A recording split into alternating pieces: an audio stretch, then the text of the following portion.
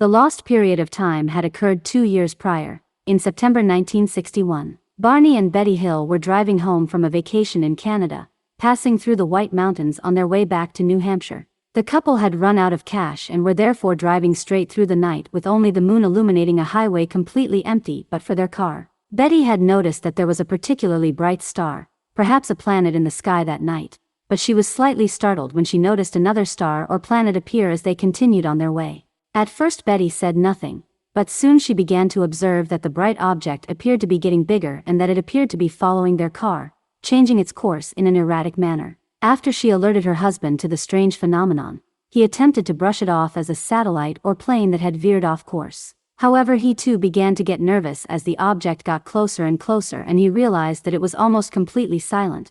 They would definitely have been able to hear the plane's engines at such a close range. The Hills became increasingly more afraid as it became clearer that the object was indeed tracking them and that it was obviously no aircraft that they could recognize. Finally, the pancake-like disc glowing with brilliant white light hovered nearly directly in front of them, and they each began to feel an odd, tingling drowsiness come over them. When they awoke, Barney was still driving them down the highway as though nothing had happened. Betty was pretty immediately ready to believe what they had encountered was a UFO. Barney was more skeptical until he revealed under hypnosis that creatures with slanted eyes had taken them aboard a UFO for experiments. Although Dr. Simon himself did not believe them, the couple soon found journalists eager to cover their story, and it wasn't long until they were both famous. All subsequent abduction stories for the most part mirror theirs. Other reports of alien abductions, again, an entirely new phenomenon in the history of mankind, increased a reported 2,500%. Many of the abduction stories that followed shared similar basic aspects with the Hills' account: